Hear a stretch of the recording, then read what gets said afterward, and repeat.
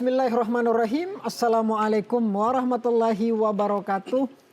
Pemirsa, senang sekali kembali lagi bersama saya Muhammad Hizbullah dalam program Kajian Islami TVRI. Kali ini insya Allah tema kita adalah bagaimana tips sholat khusyuk ala Nabi. Bagaimanapun sholat ini adalah salah satu kewajiban kita dan juga menjadi kebutuhan kita. Tetapi sholat seperti apa yang kemudian nanti yang disebut di dalam ayat Al-Quran, tanha anil fahsya'i wal munkar. Sholat yang mampu mencegah pelakunya dari perbuatan keji dan mungkar. Kita bisa lihat berapa banyak mayoritas umat Islam di Indonesia. Umat Muslim berapa banyak. Tapi seperti apa nanti kualitas sholatnya, nanti kita akan bisa mengetahui dengan salah satu tip dari sholat khusyuk ala Nabi. Nanti kita akan mengetahui dari guru kita, Habib Abdurrahman Al-Habsyi. Saya sapa beliau terlebih dahulu. Assalamualaikum warahmatullahi wabarakatuh, Habib. Waalaikumsalam warahmatullahi wabarakatuh. Alhamdulillah baik, sehat. Alhamdulillah. Bisa disapa buat seluruh pemirsa yang ada di rumah yang saat ini sedang berada di depan layar kacanya untuk menyaksikan kajian kita pada siang hari ini. Bismillahirrahmanirrahim. Pemirsa kajian Islami TVRI yang dimanapun Anda berada, mari simak sama-sama tentang kajian kita pada kali ini, yaitu tentang bagaimana menjadi hamba Allah yang sampai pada tingkatan yang khusyuk dalam menjalankan ibadah sholatnya. Baik, tolong dicatat, tolong kemudian dibuat rangkumannya kalau perlu.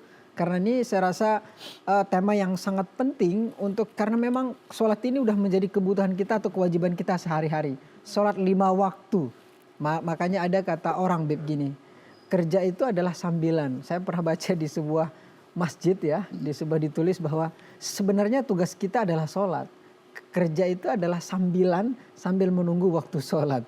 Itu mulai dari subuh, kemudian zuhur, asar, maghrib dan juga isya. Di sini juga ada sahabat saya Ustadz Mahfuzul Khuluki yang nanti akan membacakan ayat suci Al-Quran kepada kita. Sekaligus saya juga minta beliau untuk menyapa teman-teman para pemirsa jamaah yang sedang menyaksikan kajian kita. Ustadz Mahfuz. Ya, bismillahirrahmanirrahim. Pemirsa setia kajian Islami TVRI. Siang hari ini kita akan sama-sama mengaji bersama ya tentang bagaimana kita memperbaiki ibadah utama kita.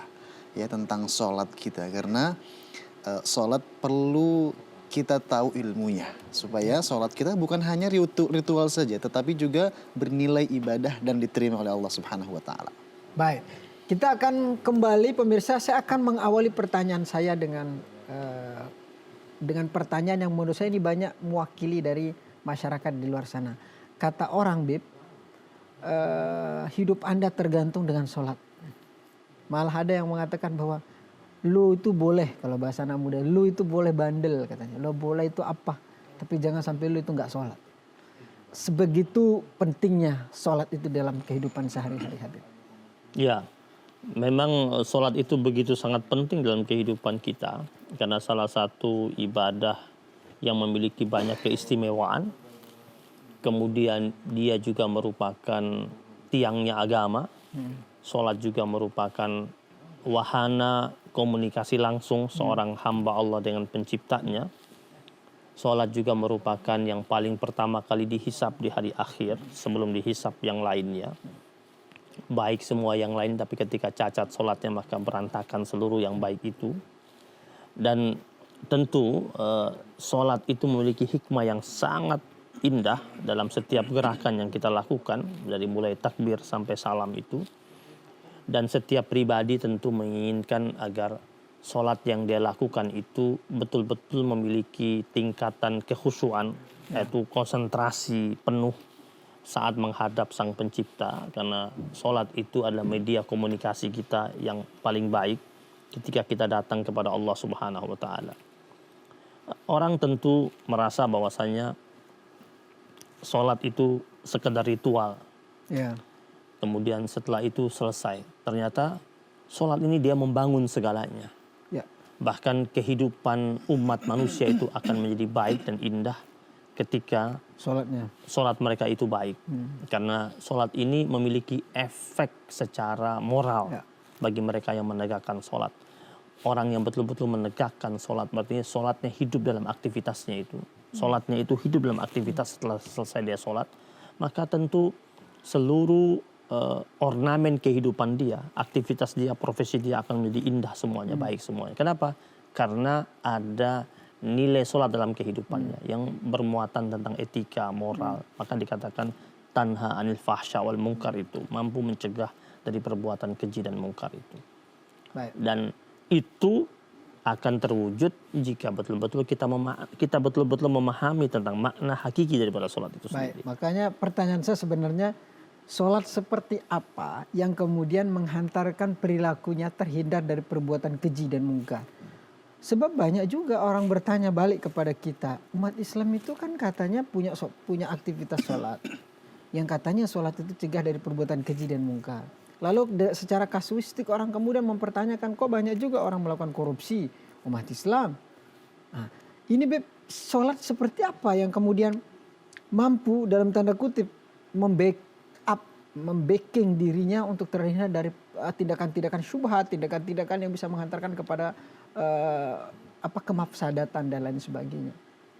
Yang pertama kita harus sadari dulu dan pahami betul bahwasannya sholat ini merupakan rahmat Allah yang Allah turunkan kepada kita untuk kita pakai. Jadi harus kita sadari bahwasanya tentang sholat ini sebagai rahmat dan kita menjalankannya dengan sungguh-sungguh, hingga akhirnya dalam kehidupan kita mendapatkan petunjuk dari Allah Subhanahu Wa Taala. Jadi kalau orang itu dia tidak memahami tentang ibadah sholat yang merupakan rahmat Allah, terus dia melaksanakan sholatnya itu sekedar hanya dalam bentuk gerakan tubuhnya saja dan bacaan saja, tanpa dia menjiwai inti daripada sholat itu sendiri, maka tentu petunjuk tidak akan sampai pada dirinya. Dan bagaimana mungkin dia akan menjadi pribadi yang baik, yang tercegah dari perbuatan keji dan mungkar. Sehingga akhirnya kita lihat ada orang yang seakan-akan ada dua dimensi kehidupan dia. Dia menjadi orang yang soleh banget ketika dalam masjid, tetapi menjadi orang yang sangat liar ketika dia di luar masjid. Jadi ini saat ibadah dan bahkan sampai menangis dia. Ya. Tapi ketika di luar itu dia bertolak belakang. Baik. Karena dia menyangka Ustadz Mahfuz Allah itu cuman ada di masjid. Tapi kalau di pasar, di media sosial Allah itu nggak ada. Lalu dia boleh kemudian melakukan tindakan-tindakan yang menurut dia karena tidak ada Allah di situ. Kita mungkin akan mendengarkan ayat suci Al-Quran Habib, dan nanti ayat itu akan saya minta kepada Habib untuk mengelaborasi dan juga menjelaskan lebih dalam apa saja sih kemudian tip-tip sholat khusyuk ala Nabi Muhammad SAW. أعوذ بالله من الشيطان الرجيم بسم الله الرحمن الرحيم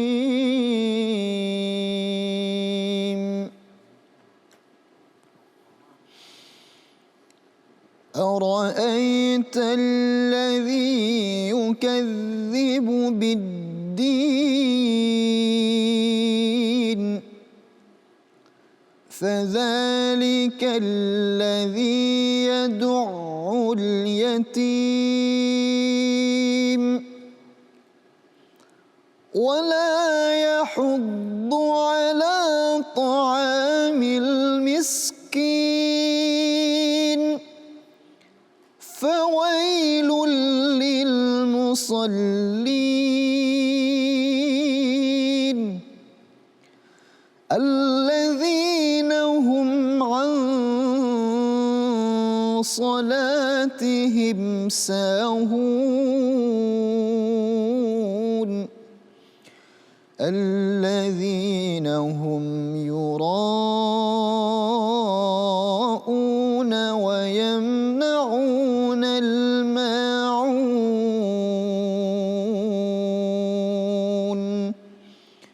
صدق الله العظيم.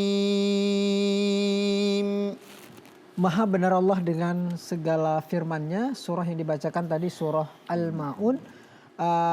Tadi beberapa pernah disebut dengan khusyuk, Bib. Pertama, apa itu khusyuk, Bib? Dan kemudian apa kriteria khusyuk itu? Apakah harus matanya tertutup, ya kan? atau kemudian harus tahu artinya. Ya kan kadang nggak semua orang bisa berbahasa Arab. Atau memikirkan apa? Kadang juga atau memikirkan simbol Bismillahirrahmanirrahim atau apa, Bib? Bisa dijelaskan? Ya, ketika seseorang itu betul-betul melaksanakan sholatnya dengan sebaik-baiknya, maka dia akan sampai pada titik kemuliaan yang Allah berikan dalam kehidupannya, dan dia akan menjadi hamba Allah yang beruntung, dan dia akan menjadi hamba Allah yang tentu akan dekat dengan Allah Subhanahu wa taala. Dan media utama dalam sholat tersebut adalah ketika dia mampu untuk khusyuk, yaitu hudurul qalb, hatinya hadir ketika dia sholat, hatinya hadir ketika dia sedang sholat. Ada banyak sekali pembahasan tentang tips khusyuk itu. Tapi sebelum kita masuk ke situ, kita pahami betul dahulu tentang sholat ini perintah ya. Sholat ini kan perintah. Dalam surat Al-Kautsar itu Allah mengatakan fasalli li rabbika wanhar. Itu kan perintah, fasalli li rabbika wanhar. Maka sholatlah engkau untuk Tuhanmu. Jadi sholatnya untuk Tuhannya, untuk Allah Subhanahu wa taala. Wanhar, dan berkorbanlah engkau. Kemudian sholat yang seperti apa? Sholat yang tentu memiliki nilai kekhusyuan yang sungguh-sungguh, yang serius. Salah satu kata para ulama, salah satu untuk mencapai tingkatan khusyuk itu yang pertama ilmu. Jadi kita harus memiliki pengetahuan kita tentang sholat. Kenapa sholat itu disyariatkan? Lalu untuk apa kita sholat? Kemudian makna-makna yang kita baca dalam sholat kita itu. Kalau kita sholat, apa yang kita baca tidak kita fahami, bagaimana kita akan sampai pada derajat khusyuk? Sedangkan yang kita baca kita tidak mengerti artinya. Maka ketika seseorang ingin sampai pada derajat khusyuk, yang paling pertama kali adalah ilmu lebih dahulu. Dia betul-betul memahami tentang hakikat sholat. Dia betul-betul memahami apa yang dia baca dalam sholatnya itu. Yang dia lafazkan, ayat-ayat yang dia baca. Tentu ketika dia membaca dan dia mengerti maknanya, hatinya lebih hadir, lebih menjiwai.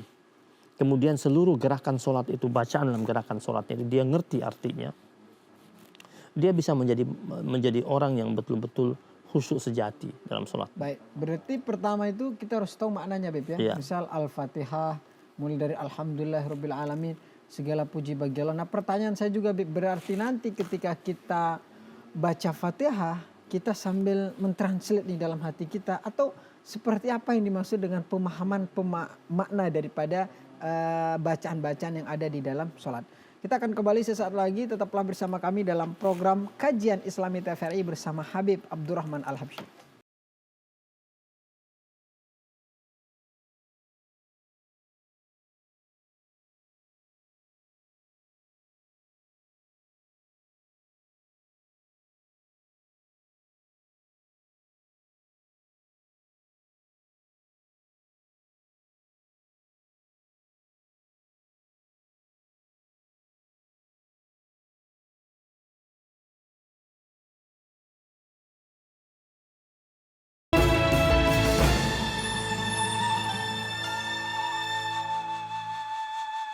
Terima kasih pemirsa, Anda masih bersama kami dalam program Kajian Islami TVRI bersama Habib Abdurrahman Al-Habsyi.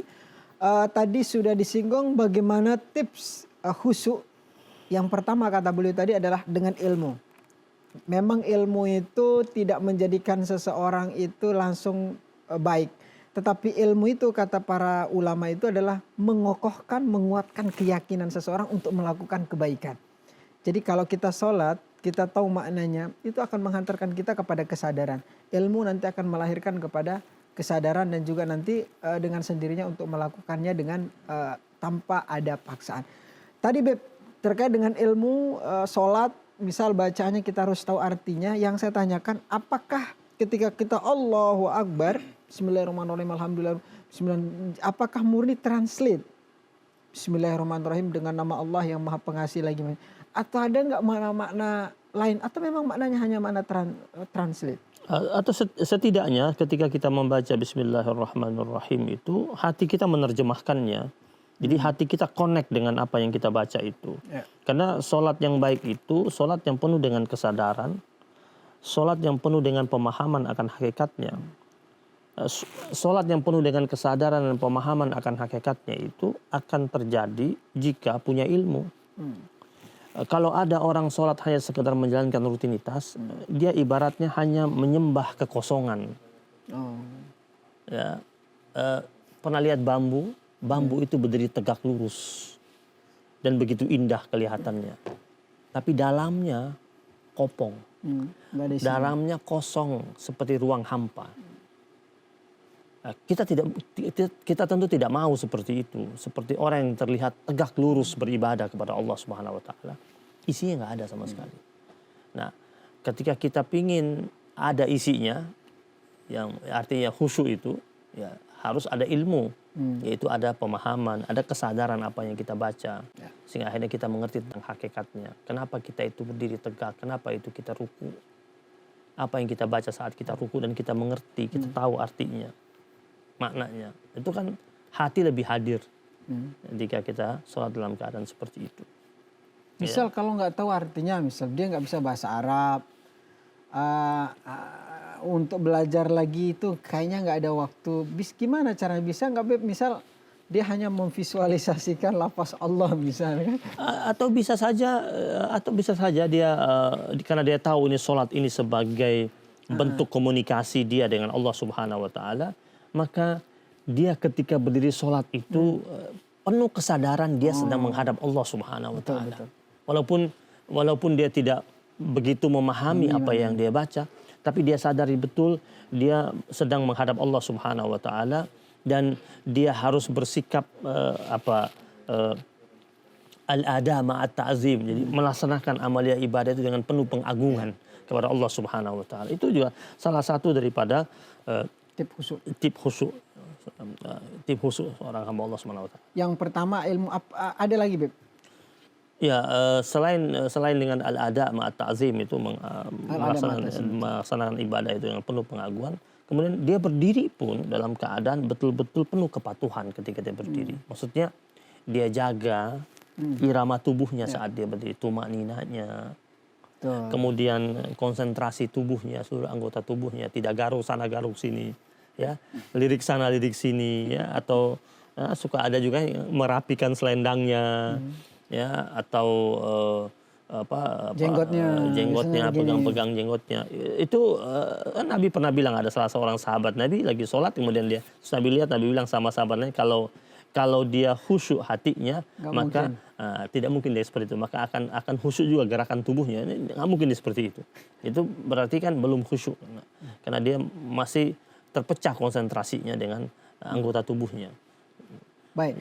Ada nggak Beb yang digambarkan dalam sejarah visualisasi cara Nabi SAW sholat?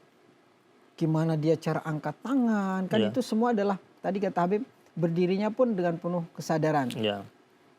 Setiap gerakan tangannya Nabi itu adalah mengandung bukan hanya tanpa ada makna.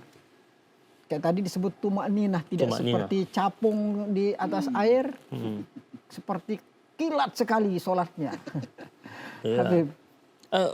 Kan Nabi pernah hadis yang cukup populer, kata Nabi, "Shallu kama ra'aitumuni usalli." Salatlah kalian sebagaimana kalian lihat aku sholat. Itu sabda Rasul. Salah satunya kata Imam Nawawi itu yusannu idamatun nazarihi, ya, ila maudhi'i sujudih. Yaitu disunahkan bagi seseorang itu dia senantiasa terus-menerus fokus kepada tempat dia sujud. Itu kan salah satu yang diajarkan oleh Rasulullah SAW. Kita memang disunahkan untuk sholat, mata kita mengarah ke tempat sujud, depan sejadah kita. Gitu. Jadi tidak kecuali ketika kita berada di Masjidil Haram, ya. Kalau di depan kita itu Ka'bah langsung, maka sunnahnya kita hadapkan wajah kita ke arah Ka'bah langsung. Tapi ketika kita lagi sholat di Indonesia, maka fokus kita, mata kita hanya tertuju. Kenapa disuruh untuk menatap tempat sujud? Agar terkonsentrasi. Baik. Karena ketika mata kita diangkat tuh bisa ada hal-hal macam-macam yang ada di sekitar kita. Apalagi zaman sekarang di masjid-masjid ada kamera, di masjid-masjid ada TV. Ya, kita sholat terus mata kita ke sini, terus TV itu kan dia nyala terus tuh. Running text lewat, baca itu malah itu mengganggu. ada, Bib. Ya. Kita di belakang makmum bajunya bertuliskan. Nah, itu. malah di Masjid Nabawi atau apa itu orang pakai pakaian dengan nomor punggung pemain bola tertentu. Iya. Jadinya ini juga bisa Beb ya, artinya kan orang terfokus kepada itu. Iya. Oke, yang pertama tadi Beb adalah fokus cara kita memandang itu harus sujud. Iya. Pertanyaan saya Beb, apakah mata kita itu harus bisa nggak tertutup? Itu makruh itu. Makruh ya. Makruh hukum. Jadi dia harus tetap sadar, Iya, tapi dia tetap dalam keadaan sadar dan menatap ke tempat sujudnya. Maka yang terbaik tempat sujudnya itu yang tentu warnanya yang soft ya. Warna yang soft, tidak banyak gambar-gambar. Itu mengganggu konsentrasi juga ya. Jadi kalau bawa sejadah gambarnya Raja Anu kan ada tuh sejadah gambarnya Raja Anu. Saya lihatnya wajah dia kan, lihat kumisnya. Ya. Jadi tempat yang kita pakai sujud itu tempat yang memang merangsang khusyuk kita juga, ya. Itu. Kemudian yang lain selain itu juga dikatakan oleh Imam Nawawi rahimahullah, wal khusyuk tadabbur qiraah. Jadi dia mentadaburi yang dia baca. Jadi yang dia baca itu ada tadabburnya. Itu salah satu cara untuk memancing kekhusyuan dalam beribadah kepada Allah SWT. Baik. Jadi, Saya ke Ustadz Mahfuz nih, karena beliau kan bagaimanapun aktif di masjid dan saya rasa pengalaman beliau cukup banyak dan unik ya, karena pernah datang di berbagai macam masjid. Kadang juga masjid itu juga menjadi penentu Beb tentang kehusyuan orang itu. Dari sisi apa namanya layout, di sisi apa namanya ornamen. Pengalaman Ustadz Mahfuz dalam hal memimpin atau dalam melihat fenomena jamaah yang sholat di masjid. Iya, dan terkadang ada juga masjid-masjid yang tulisan kaligrafinya di depan gitu. Begitu. Itu kan yang namanya udah kelihatan ya, secara otomatis kita kadang-kadang baca juga begitu. Nah, fenomena di masjid-masjid begitu, apa namanya, itu banyak sekali ya. Tadi yang contohnya dengan jamaah yang menggunakan baju di belakangnya ada tulisan gitu, itu tidak sedikit juga gitu ya. Dan mereka mungkin nggak tahu lupa atau memang seperti apa begitu ya, itu mempengaruhi kekhusyuan juga saya rasa begitu. Dan saya lihat kalau sekarang itu ada sarung-sarung. Kalau dulu itu mungkin tulisan nama sarungnya itu ada di belakang gitu ya. Tapi sekarang ada yang di depan tulisan merek sarungnya itu gitu, di depan itu bagus saya rasa gitu ya. Nah, sedikit malah sebentar Beb, kalau di belakang malah itu kelihatan dong Beb ya, apalagi kita makmum di belakang itu kelihatan merek. Iya, itu kelihatan sekarang. Iya, itu jadi dulu di kampung saya itu kebiasaan anak-anak kecil tuh. Di kampung saya anak-anak kecil itu kalau sholat mereka di bagian belakang itu mereka baca merek-merek yang dipakai sama bapak-bapak itu. Jadi imam lagi mengimami sholat baca. Jadi akhirnya lama-lama itu orang-orang bilang aduh. Jadi tuh bapak ini pakai mereknya ini, disebut dibaca sama anak kecil itu dan suaranya kencang. Hingga suatu hari ada seorang anak muda, dia kalau datang sholat ke masjid itu sarungnya dia seluruh mereknya dia copotin. Ditanya sama temannya, kenapa ente copotin? Itu merek punya ente kan, yang ente pakai mereknya merek bagus, merek mahal. Kenapa dilepas? Itu kan kebanggaan. Iya. Dia bilang, ngapain saya pasang itu? Anak-anak kecil itu. Setiap kali kita sholat maghrib berisik di belakang sebut merek ini, merek ini. Merek sarungnya. Jadi memang banyak fenomena itu, banyak fenomena seperti itu. Di kampus-kampus kadang-kadang kita berbangga dan bahagia lihat anak-anak muda sholat di kampus. Tapi perlu kita kasih edukasi sama mereka, kalau sholat pakailah kaos yang rapi. Maksudnya kaos yang bagus, kaosnya yang tidak ada tulisan-tulisan yang aneh. Kan kalau kaosnya tulisannya itu cuek, cuek is the best gitu kan, ada tulis itu. Atau tulisnya apa lu lihat-lihat gue. Kan temannya ini belakangnya bilang, oh, ini tulisan. Jadi akhirnya kan konsentrasinya hilang karena tiba-tiba melihat ada tulisan-tulisan aneh unik. Kayak contoh merek apa namanya, tulisan-tulisan calon-calon gitu. Itu banyak Beb, apalagi sholat Jumat. Karena sholat Jumat ini kan sholat bagi semua anak-anak muda juga hadir. Iya. Oh itu Beb, kumpul. Pengalaman masjid banyak sekali. Iya, jadi perlu sebenarnya masjid-masjid itu, membuat pengumuman tentang pakaian, adab berpakaian. Jadi perlu dibuat begitu, dan tidak cukup hanya pengumuman. Jadi setiap kali, jadi pengumuman Jumat itu jangan hanya diisi dengan kas masjid saja. Jadi pengumuman Jumat itu harusnya salah satunya itu. Jadi maksudnya biar jamaah masjid itu lambat laun, perlahan-lahan menjadi jamaah masjid yang sudah sampai pada tingkatan khusyuk dalam sholat. Di antara pengumuman menyampaikan mohon perhatian pakaian-pakaian yang dipakai ketika datang sholat Jumat. Dikasih tahu seperti itu. Dan sering diulang-ulang. Lama-lama itu kan namanya manusia, setiap kali sering diulang-ulang seperti ini, lama-lama terpatri di kepalanya. Besok-besok dia Jumatan, dia nggak akan pakai pakaian yang aneh-aneh. Ada salah satu masjid Bib, di daerah Bogor itu, DKM-nya dia menyediakan rompi. Oh iya, itu menarik gitu. Betul. Jadi kalau ada musafir barangkali ya, jadi berjamaahnya dia dikasih rompi kalau ketahuan ada tulisan di belakang ya. Itu jadi contoh bagus juga untuk saya makmum rasa. ya? Untuk makmum, untuk makmum. Kalau imam kan biasa banyak.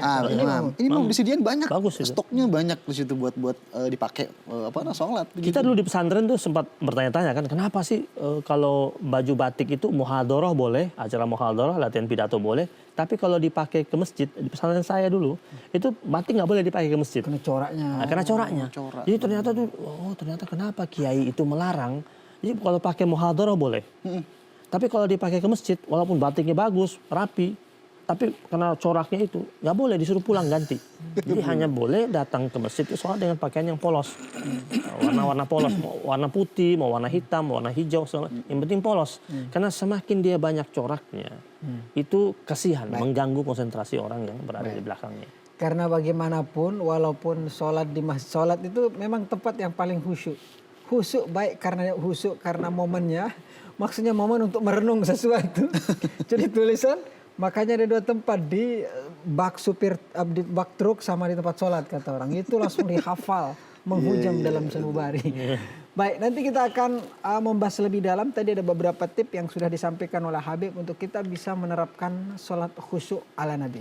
Sesaat lagi tetaplah bersama kami dalam program Kajian Islami TVRI bersama Habib Abdurrahman Al-Habsyi.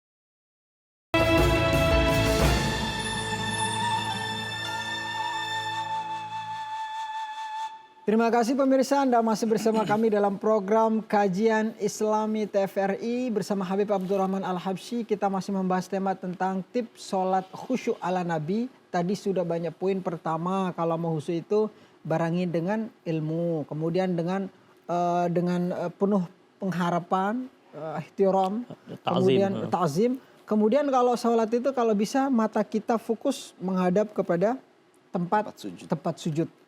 Dan juga saya pernah dengar, hindari sesuatu yang mengganggu. Kalau nggak salah kata Imam Ghazali, hindari kata-kata yang atau sesuatu pikiran yang buat kita terganggu. Misal handphone, kalau bisa minggirin.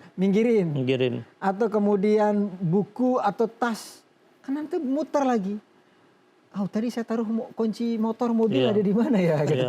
Oh tadi saya yang WA saya tadi sampai mana ya? Ini juga sebagian betul ya Beb, bagian dari upaya juga untuk mencapai kepada derajat khusyuk. Iya.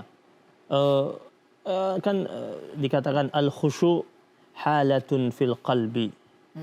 Yazharu asaruha 'alal jawari. Khusyuk itu adalah kondisi di dalam hati. Kemudian di mana efeknya itu adalah ketenangan yang ada pada anggota badan. Jadi ada as-sukun di situ ya. Jadi ada ketenangan di situ. Jadi itu harusnya khusyuk seperti itu. Jadi khusyuk itu dia berjalan beriringan antara hati dan gerakan anggota tubuh. Jadi hatinya khusyuk, anggota tubuhnya juga khusyuk. Tidak mungkin hanya salah satunya saja. Maka kenapa orang mukmin itu dikatakan qad aflahal mu'minun? Orang mukmin itu pasti bahagia. Salah satunya apa? Alladzina hum fi salatihim khashi'un.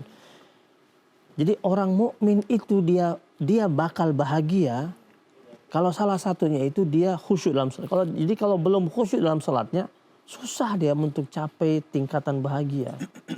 Karena salah satu media untuk menjemput kebahagiaan itu ketika orang itu khusyuk dalam salatnya.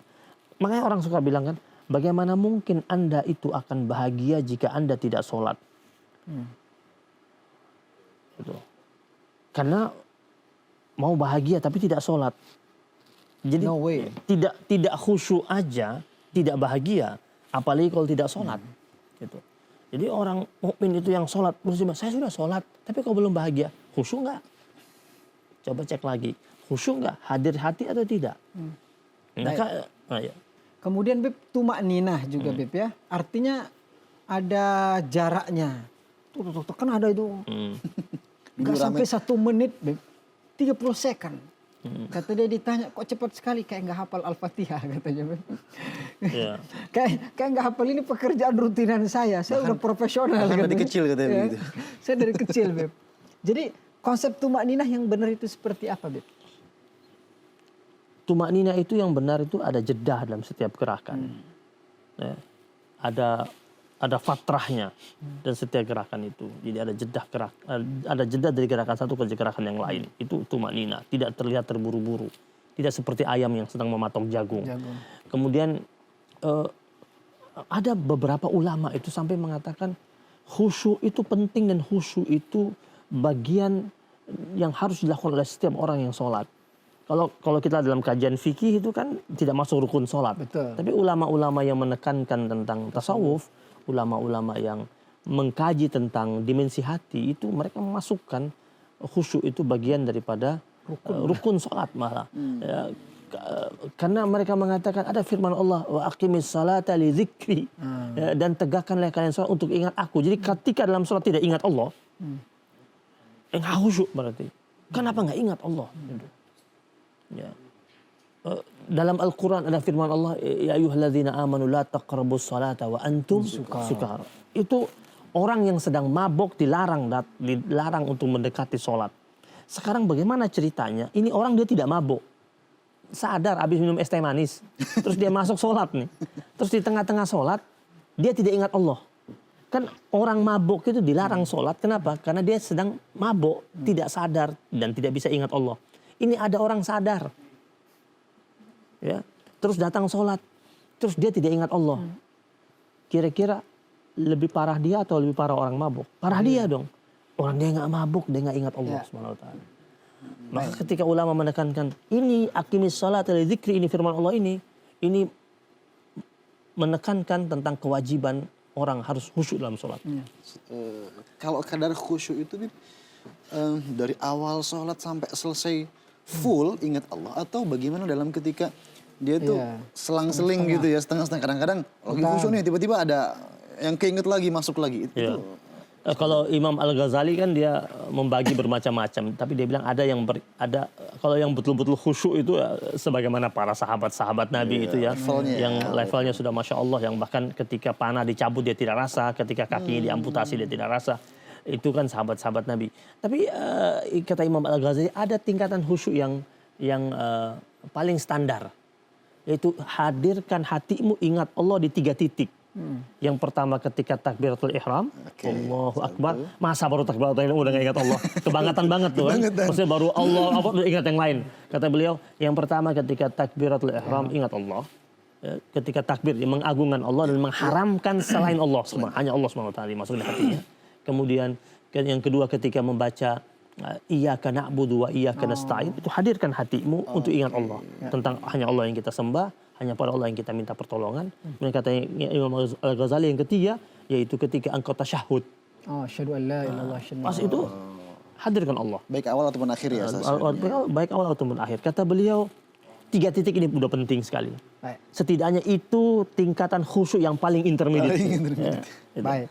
Dan juga ada beberapa pertanyaan nih, biasanya juga para pekerja kayak di Jakarta kan kadang dia bekerja bukan apa ya, dia kadang bawa pakaian yang berbeda atau kadang pakaiannya begini. Gimana bisakah seorang pekerja itu bisa sholat dengan khusyuk? Maksudnya gimana cara menciptakan kekhusyukan bagi para pekerja-pekerja yang bekerja misal di lapangan aja? Ini dia satu sisi mikirin itu, mikirin ini. Gimana caranya setidaknya meminimalisir? Setidaknya mencapailah level tadi.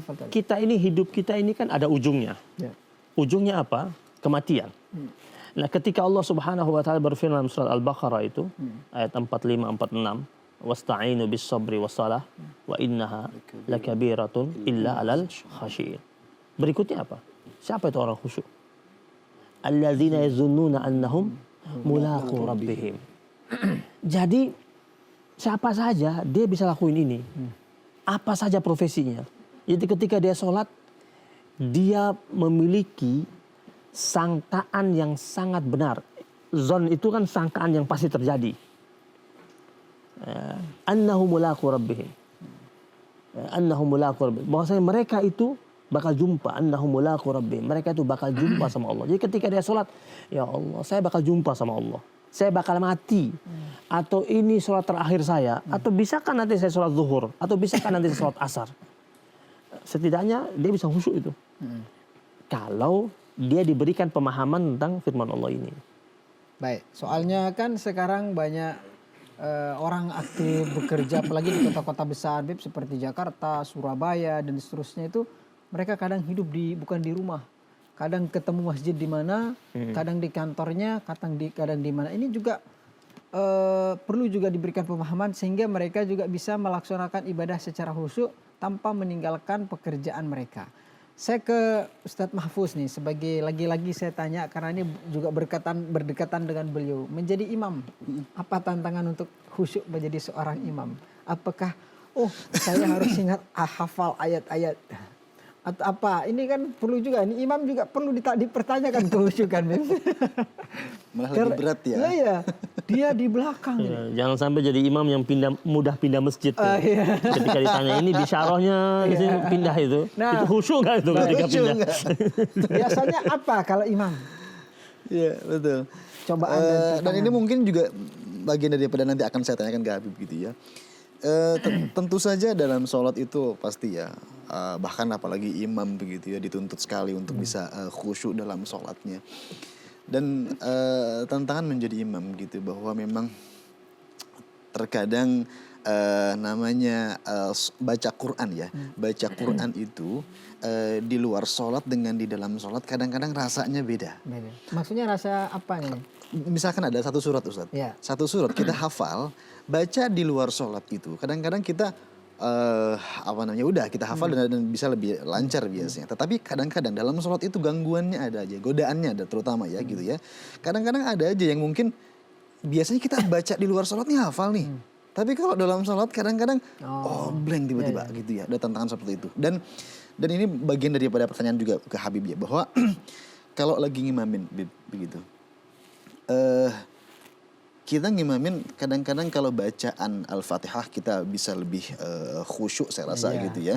Tapi kalau setelah itu Bib, kita fokusnya itu kita ke bacaan yang kita baca atau yang kita hafal pada saat itu. Itu bagaimana nilainya atau bagian daripada khusyuk atau tidak gitu ya. Itu betul, Bib. Seperti itu. Bahkan mungkin banyak juga yang lagi program hafalan tuh Ustaz, kan ada dianjurkan baca saat sholat aja gitu ya. Ini sekarang ada di posisi pojok kanan atas. Gitu. Lembaran ini innalladzina amanu dan seterusnya. Jadi dia fokus bukan kemananya, kadang ke lanjutan ayat. Nanti kira-kira ini habis ini ayatnya apa ya? Meskipun itu berpikirnya tetap Quran, apakah itu masuk juga ke bagian khusyuk? Insya Allah itu tidak menjadi sesuatu yang mengganggu kekhusyuan karena dia berkonsentrasi dengan firman Allah Subhanahu Wa Taala. Karena konsentrasi tetap dengan firman Allah Subhanahu Wa Taala itu tetap baik saja. Ya, jadi dia tidak berkonsentrasi. Yang mengganggu kekhusyuan itu ketika dia berkonsentrasi terhadap hal-hal duniawi. Hal-hal di luar sholatnya kan, yang dia konsentrasikan ini kan hal-hal yang masih berkaitan dengan ibadah sholat karena dia mengimami terus dia mengingat tentang ayat berikutnya yang harus dia baca. Tidak masalah itu. Baik. Baik. Baik pemirsa, banyak sekali tadi kasus-kasus juga kita pernah bahas. Kasus menjadi imam, kemudian kasus menjadi makmum, bagaimana kemudian bisa khusyuk walaupun kita berada di tempat kerja kita. Nanti masih ada satu segmen lagi. Tetaplah bersama kami dalam program Kajian Islami TVRI bersama Habib Abdurrahman Al-Habsyi.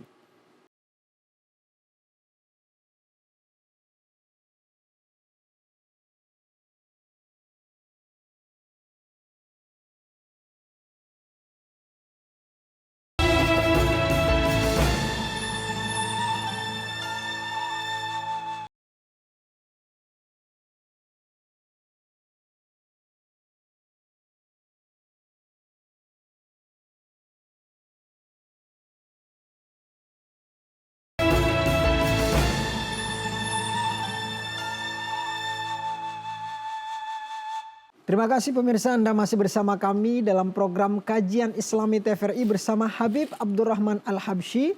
Lagi-lagi banyak sekali sebenarnya yang perlu saya tanyakan kepada beliau, terutama terkait dengan praktik sholat di masyarakat. Mulai dari pakaiannya, kemudian dari apakah kemudian harus kita menggunakan peci, dan juga peci kita juga kadang seperti apa, Bib. Nah ini saya juga mau nanya, Bib, karena budaya di Indonesia kalau sholat itu rasanya belum lengkap kalau belum menggunakan peci. Jenis pecinya beda-beda, mau hitam, mau putih. Iya. Nah kadang ini posisi, nah ketika masalah sujud juga, Bib. Ini posisi sujud kita baiknya seperti apa? Kalau peci seperti putih, posisi hitam. Kadang ada juga, apakah silakan kita langsung juga mundurkan ke belakang atau gimana? Ya, kan begini, kita bicara tentang kiat-kiat khusyuk ini kan banyak. Salah satunya itu kan kita mempersiapkan diri kita ketika kita mau sholat. Itu salah satu daripada kiat khusyuk itu yang Itu harus ala Nabi ya? ya ala Nabi yang harus kita lakukan. Baik. Kemudian bentuk persiapannya apa aja? Itu pertama menjawab azan. Itu kiat menjemput khusyuk itu. Jadi ketika azan dikumandangkan, kita menjawab azan. Itu kita salah satu cara Jawabnya kita itu Allahu Akbar, Allahu Akbar, Allahu Akbar. Iya, Allahu Asyhadu an la- Akbar, iya. Kecuali di hayya 'alas shalah falah, Bib. Iya. Jadi itu kita jawab itu. Itu yang pertama. Jadi menjawab azan. Kemudian diikuti dengan membaca doa setelah azan. Kemudian setelah itu kita bersiwak. Itu kiat-kiat kita mau khusyuk itu. Kemudian memakai pakaian yang terbaik, ya, yang bagus. Dan itu kan ada perintah dalam Al-Quran. Insya Allah dibacakan sama Ustaz Silakan, kita. Ustaz Muhammad. Baik, Habib. أعوذ بالله من الشيطان الرجيم يا بني آدم خذوا زينتكم عند كل مسجد وكلوا واشربوا ولا تسرفوا إنه لا يحب المسرفين. Baik, kita langsung minta penjelasan dari guru kita Habib Abdurrahman Al-Habsyi terkait dengan ayat tadi, Bib. Apa kandungannya yang kemudian ini menjadi inti dari kiat-kiat khusyuk ala Nabi? Iya, jadi kan tadi seperti yang ditanyakan tadi tentang pakaian yang kita pakai, termasuk topi yang kita pakai. Allah suruh kita untuk pakai yang baik kok. Ya, Allah bilang, wahai anak Adam, pakailah pakaianmu yang indah. Allah mengatakan yang indah. Inda kulli masjidin, setiap kali masuk masjid. Makanlah, minumlah, dan janganlah berlebih-lebihan. Karena Allah tidak menyukai orang yang berlebih. Pakaian pun jangan berlebih-lebihan. Ya, jangan yang norak yang kita pakai ke masjid itu. Jadi peci yang kita pakai, baju yang kita pakai, wangi-wangian yang kita pakai, itu memang Allah perintahkan untuk betul-betul digunakan dengan cara yang baik dan dipakai yang bagus-bagus itu. Dan ketika kita berjalan di masjid, berjalan ke masjid, jalan dalam keadaan tenang, tidak tergesa-gesa. Ya. Kemudian sampai di depan pintu masjid, masuknya dengan kaki kanan.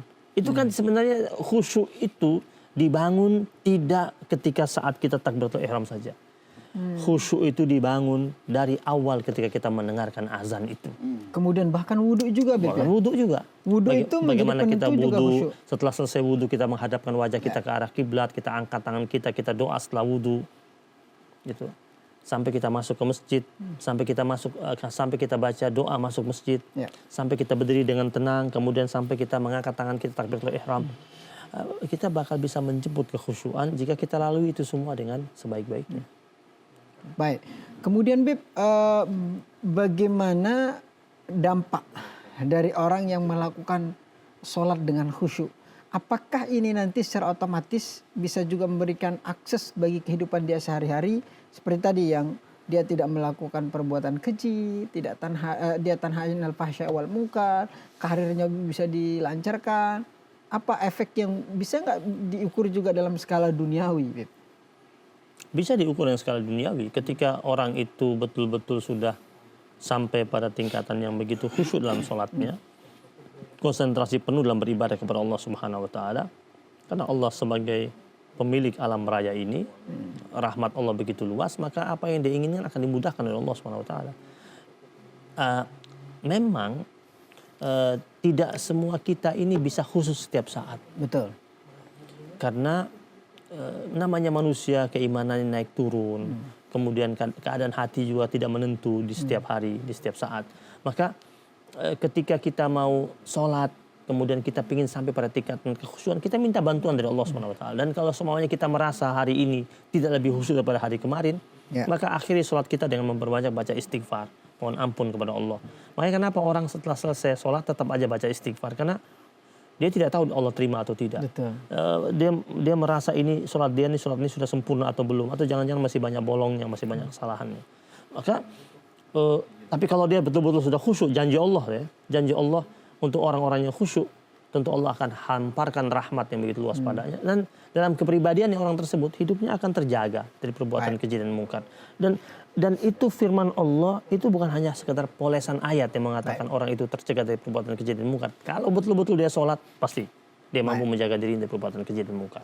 Baik, terima kasih kepada guru kita Habib Abdurrahman Al-Habsyi. Di segmen akhir, Beb, saya minta untuk berikan kesimpulan bagaimana tips khusyuk ala Nabi yang kemudian nanti ini mudah-mudahan bisa diikuti oleh seluruh masyarakat untuk kemudian bisa sholat dengan tenang, sholatnya kemudian bisa memberikan efek sosial bagi kehidupan sehari-hari.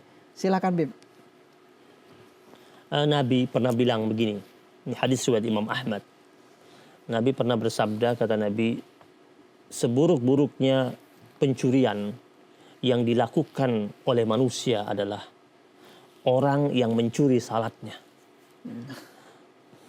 Sahabat-sahabat Nabi bertanya kepada Rasul, kaget mereka. Wahai Rasulullah, siapa yang engkau maksudkan dengan orang yang mencuri salatnya?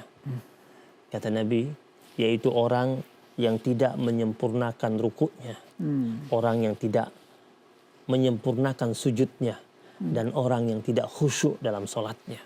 Masya Allah. Tentu kita berharap kita tidak menjadi orang yang menjadi pencuri dalam salat kita. Dan kita memohon perlindungan dari Allah agar jangan sampai kita seperti itu. Jadi berusahalah sholat itu dengan betul-betul bagus rukuknya, benar sujudnya, dan khusyuk dalam amaliyah ibadah sholat kita. Baik, terima kasih sekali lagi kepada guru kita Habib Abdurrahman Al-Habsyi. Sehat selalu, Habib. Terakhir kemudian dari Ustadz Mahfuz, sebagai orang yang lagi-lagi aktif di dunia masjid, apa pesan buat orang-orang yang ingin datang sholat di masjid supaya sholat juga bukan hanya untuk dirinya, juga nggak ganggu buat orang lain? Baik. Tadi sudah disampaikan tips dan ilmunya dari guru kita bahwa memang sholat bisa mencegah perbuatan keji dan mungkar. Apabila ada orang yang masih melakukan perbuatan keji dan munkar, jangan salahkan sholatnya. Periksalah sholatnya, sudah khusyuk atau belum. Sudah bagaimana rel atau ilmunya sudah ditunaikan atau belum. Maka kita perbaiki sama-sama sholat kita. Dan tadi berusaha untuk lebih khusyuk lagi dalam sholat kita. Allah alam. Terima kasih sekali lagi kepada Ustadz Mahfuz dan juga Habib. Terima kasih kepada seluruh pemirsa dan masyarakat Indonesia yang sudah menyaksikan. Terakhir, quotes yang bisa saya ambil dari apa yang disampaikan oleh Habib tadi, bahwa kita jarang bisa merasakan kehusyuan dalam sholat karena kita tidak pernah beriktikad untuk mau khusyuk dalam sholat kita. Mudah-mudahan sholat kita terus dijaga dan kita nanti mendapatkan makom yang terbaik di hadapan Allah Subhanahu wa taala. Saya Muhammad Hizbullah pamit undur diri, mohon maaf atas segala kekurangan. Sekian, wassalamualaikum warahmatullahi wabarakatuh. Waalaikumsalam. Sallu ala khairil anam al-Mustafa badrit التمام صلوا عليه وسلموا يشفع لنا يوم الزهام صلوا على خير الأنام المصطفى بدر التمام صلوا عليه وسلموا يشفع لنا يوم الزهام.